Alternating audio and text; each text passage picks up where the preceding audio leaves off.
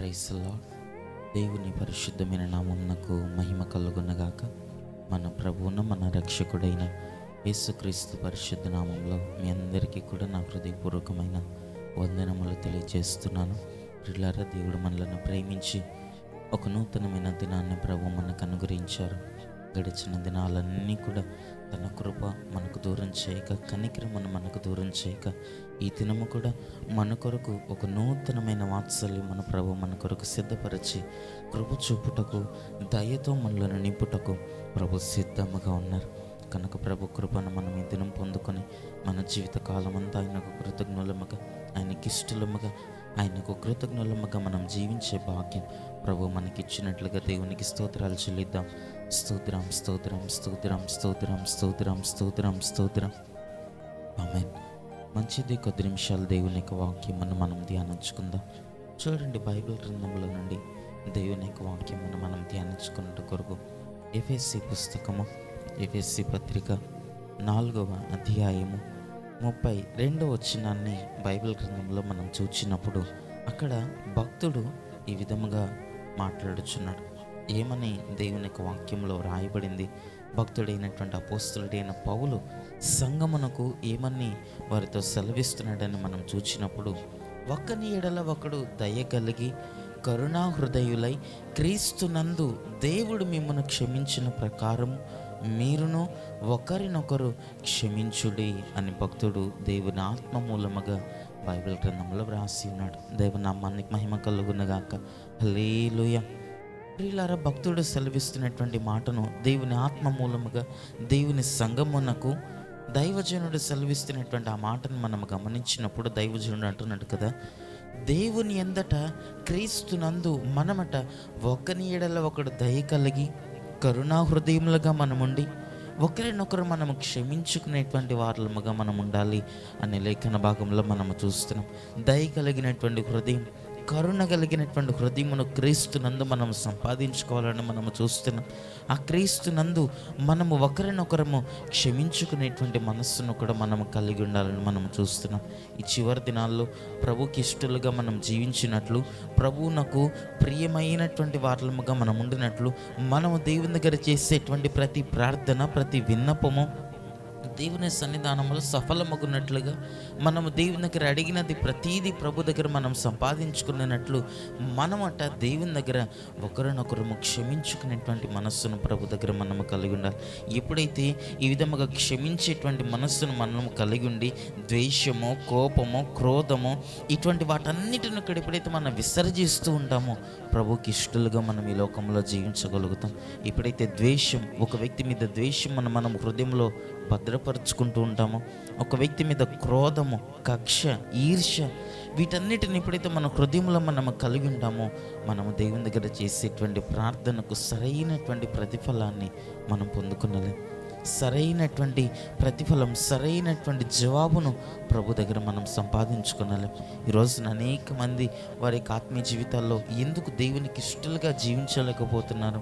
ఎందుకు ఈరోజున అనేక మంది వారి యొక్క ఆత్మీయ జీవితాల్లో దేవుని సన్నిధానంలో వారు ప్రార్థించిన ప్రార్థనకు సరైన ప్రతిఫలము, వారు చేసేటువంటి దానికి సరైన ప్రతిఫలము ఎందుకు వారు పొందుకునలేకపోతున్నారనగా, హృదయంలో దేవునికి విరోధమైనటువంటి వాటిని భద్రపరుచుకొని, హృదయంలో దేవునికి ఇష్టము లేనటువంటి వాటిని వారి హృదయంలో పెట్టుకున్నట్టు మూలముగా మనము అనేకమైనటువంటి మార్లు మనం చేసిన దానికి సరైనటువంటి ప్రతిఫలాన్ని దేవుని దగ్గర మనం పొందుకునలేకుండా పోతూ ఉంటాం.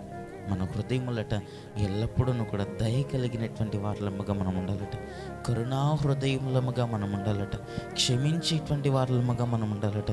దయ కలిగినటువంటి హృదయం, కరుణా హృదయముతో మనం ప్రభు దగ్గర మనం నడుచుకునేటువంటి వారలముగా ఉండాలి. అప్పుడే మనం కృపను పొందుకొనగలుగుతాం, అప్పుడే దయను పొందుకొనగలుగుతాం. ప్రభు యొక్క అత్యున్నతమైనటువంటి ఆ కనికరమునకు మనము వారసులముగా మనం మార్చబడగలుగుతాం. కనుక ఈ చివరి దినాల్లో దేవుని దగ్గరకు వస్తున్నటువంటి మనమట దయ కలిగినటువంటి హృదయం, కరుణా హృదయం మన ప్రభు దగ్గర మనం సంపాదించుకొని ఒకరినొకరు మనం క్షమించుకునేటువంటి వారలముగా ఉండాలట. ఒకరినొకరు నీ సహోదరులను, నీ తోటి విశ్వాసులను, ఎదుటి వారి యొక్క తప్పును క్షమించేటువంటి మనస్సును మనము కలిగి ఉండాలట. అప్పుడే ప్రభువునకు మనము ఇష్టలముగా మనం ఉండగలుగుతాం. ప్రభు కూడా ఈ లోకములోనికి వచ్చి, మన ప్రభు అయిన యేసుక్రీస్తు వారు కూడా ఈ లోకములోనికి వచ్చి ఆయన క్షమాపణను ఆయన నేర్పించాడు. ఈ లోకంలో ఉన్నటువంటి ప్రజలకు క్షమించుట ఆయన నేర్పించినాడు.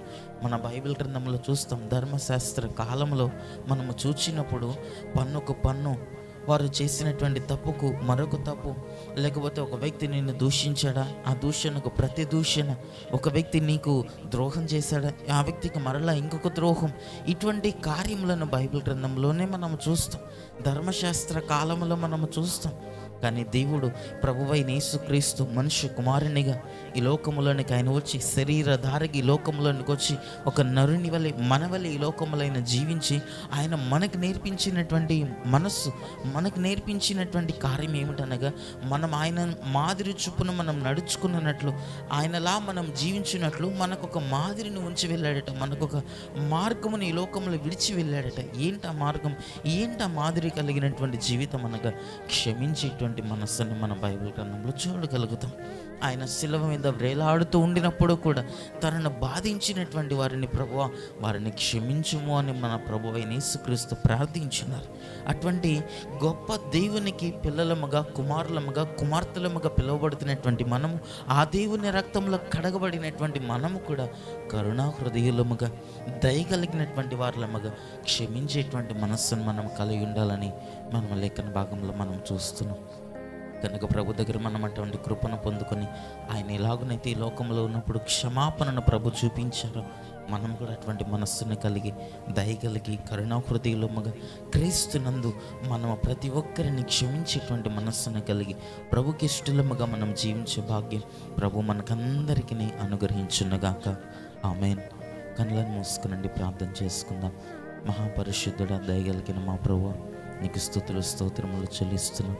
పరిశుద్ధుడా, నీ లేఖన భాగంలో మేము చదువుతున్నట్లుగా దయ కలిగినటువంటి హృదయం, కరుణా హృదయములముగా మేము క్షమించేటువంటి మనస్సును మేము కలిగి ఉండాలని నీ లేఖన భాగంలో మేము చూస్తున్నాం. అట్టి హృదయాన్ని మాకు దయచేయండి, అట్టి మనస్సును మాకు దయచేయండి.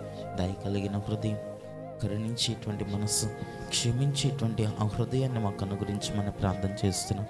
ఈ చివరి దినాల్లో కోపమును, ద్వేషమును, ఈర్ష్య, మత్సరం వీటన్నిటిని మా హృదయంలో మేము ఉంచుకొనక, వాటిని విసర్జించి, వాటిని విడిచిపెట్టి నీ వలనే మేము జీవించినట్లుగా, నీకు ఇష్టలుగా మేము జీవించినట్లుగా మాకు సహాయం అనుగ్రహించండి.